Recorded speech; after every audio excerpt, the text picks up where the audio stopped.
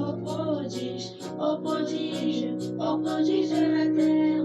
Oh maman, je pense à toi, femme des champs, femme des rivières, femme du bon fleuve, oh toi ma mère. Abonnez-vous à notre chaîne pour ne pas manquer nos prochaines vidéos. Likez et partagez aussi pour faire profiter les autres. Bienvenue dans mon boudoir, dans votre espace, dans notre espace. Les problèmes et les défis dont nous, femmes africaines, faisons face aujourd'hui de par le monde, parlons-en ici. Tout le monde est invité, mais j'ai plus besoin de toi, la femme africaine. Car nous allons parler ici de nous, de nos enfants, de nos familles, de notre communauté, de l'Afrique en général. J'ai besoin de toutes les femmes, de toutes les couches sociales. Car, comme on le dit communément, une main n'attache pas le paquet. Pour la rencontre d'aujourd'hui, nous allons parler de la réussite. De nos jours, on parle beaucoup de la réussite. De réussir dans la vie, réussir sa vie. Quand nous envoyons nos enfants à l'école, c'est pour qu'ils réussissent dans leur vie. De façon générale, quand on parle de réussite aujourd'hui, on fait allusion à la réussite matérielle, une belle maison, une belle carrière, une belle voiture. Mais en allant plus en profondeur de la réflexion, nous sommes tous d'accord que la réussite matérielle n'est qu'un facteur de notre succès qui, pour qu'il soit complet, il faudrait y ajouter d'autres éléments. Plus encore, d'autres vous diront que la réussite est plutôt personnelle. Simplement parce que nous n'avons pas les mêmes valeurs et les mêmes aspirations. Dans nos sociétés actuelles, si nous n'avons pas un travail ou un moyen financier décent, nous ne pouvons pas accéder aux besoins vitaux, aux besoins primaires de la vie, tels le logement, la nourriture, la santé. Il est donc important pour nous d'aspirer à cette réussite matérielle. Et c'est de cette réussite-là dont nous allons parler aujourd'hui. Comment nous, en tant que mères, devons préparer nos enfants sur le chemin de la réussite. À partir du moment où nous avons décidé de fonder une famille, mariée, célibataire ou divorcée, la réussite de nos enfants fait partie de la réussite de notre vie. Dès lors, nous devons travailler pour qu'ils réussissent, pour que nous réussissions. Cela dit, pas d'apitoiement sur notre condition. Pour s'acquitter de nos responsabilités, genre, ah, je suis seule, d'autres diront, ah, mon mari ne m'aide pas, aussi, au ça. Non, laissons ça. Cela ne nous exonère pas en rien de nos obligations et devoirs de femme et de mère. Qui vous a dit qu'être femme seule ou être seule à éduquer son enfant ou ses enfants est un handicap?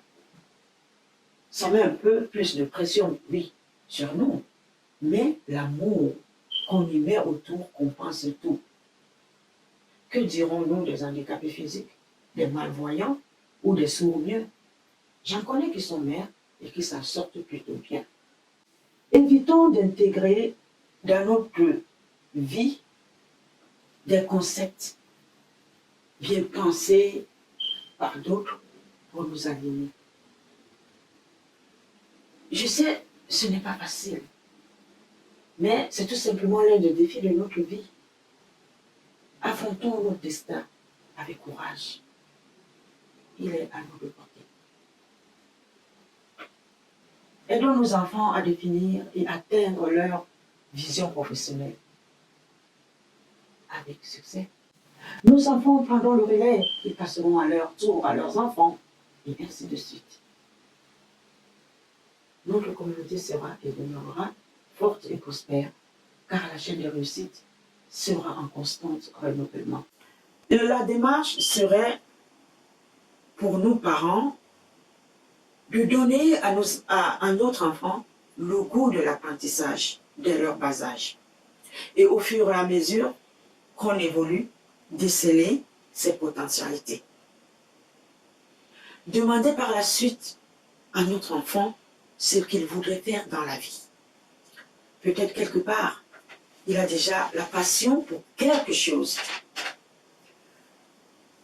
Pour les enfants qui ont une vision claire et déterminée de leur avenir, de ce qu'ils voudraient faire dans l'avenir, les encadrer et les accompagner dans le processus de réalisation de cet objectif-là.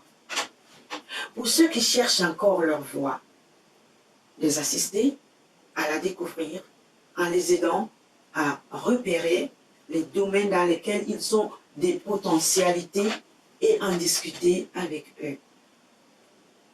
Pour ceux qui sont dans l'effet de mode, sans potentialité ou qualité relative, c'est à nous, parents, de recadrer les choses, mais de le faire de façon sage pour ne pas provoquer le renfermement ou la cassure totale. Les amener à comprendre le danger de cette situation. C'est pas tout le monde qui sera Beyoncé ou Jemila ou Samuel Eto'o ou je sais pas qui d'autre. Ensemble, suscitons en eux d'autres talents, mais des talents qui leur sont propres. Ne pas chercher à imposer vos objectifs aux enfants.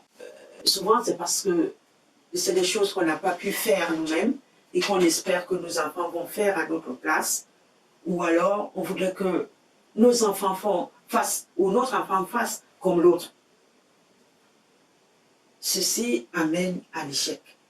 Vous savez, un idéal est là et il brûlera toujours en soi. On a beau le refouler, il y aura toujours des moments où la personne dira, où l'enfant dira, ou bien le grand garçon qui sera devenu dira, oh, si j'avais eu le choix, j'aurais pu faire ci, j'aurais pu faire ça.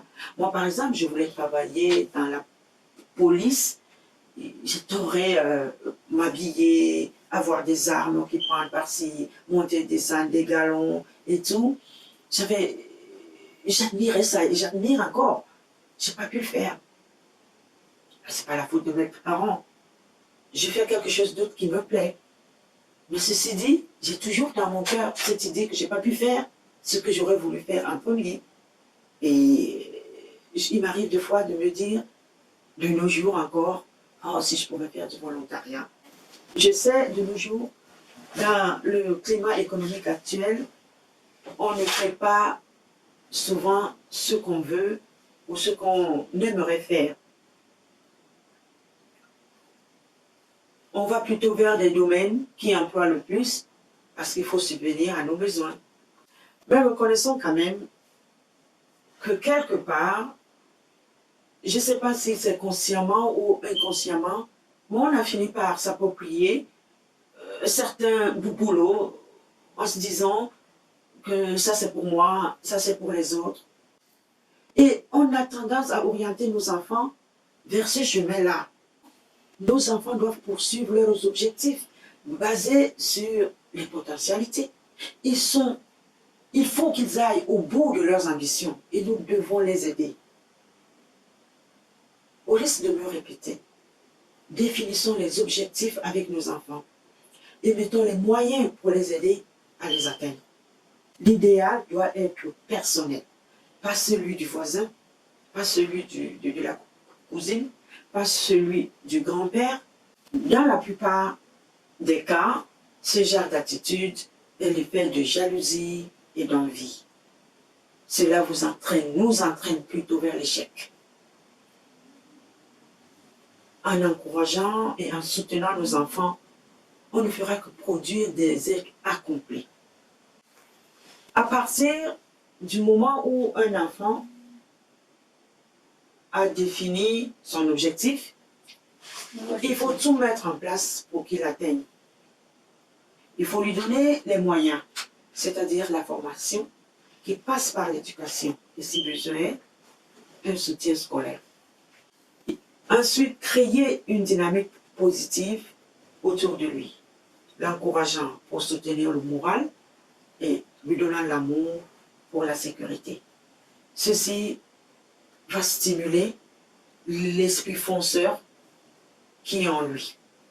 Car la réussite est plus liée à la capacité d'agir qu'à un don particulier. On peut avoir un don, mais encore faut-il savoir l'exploiter pour le faire briller.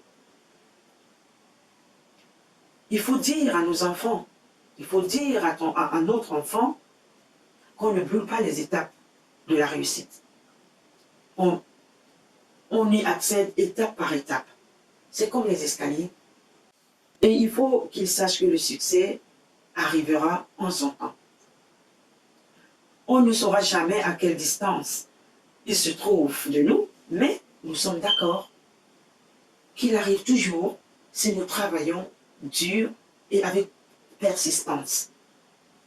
La réussite n'arrive pas par hasard, mais parce qu'on s'est mis sur sa route. Enfin, il faudrait inculquer des valeurs à l'enfant.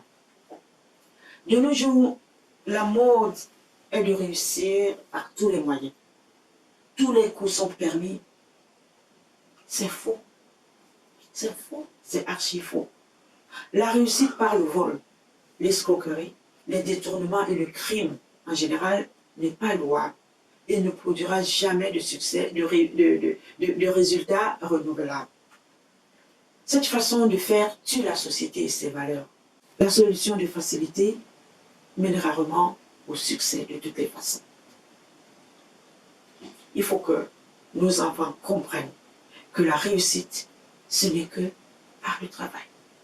Pour nous, parents,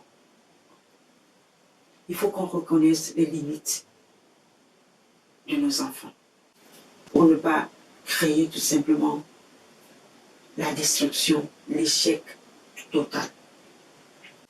Vous savez, il n'y a pas de recette magique pour la réussite matérielle de nos enfants, ni même un mode d'emploi systématique à suivre. Il existe des idées, des repères, des valeurs qui combinées produisent un résultat positif. Le vol, l'escroquerie, le crime et autres vices ne font pas partie. Vous voyez, je le répète encore, guider nos enfants vers la réussite n'est pas facile. C'est un travail de longue haleine, de résistance. Et surtout, il faut qu'on ait foi à ce que nous faisons, foi à nos enfants, foi en nous et regarder le résultat. C'est pas facile, mais on peut le faire. Et surtout, si on le fait avec amour, par amour pour nos enfants. Et je sais, nous avons un immense amour pour eux. Je vous remercie pour votre attention. Oh, toi, ma mère.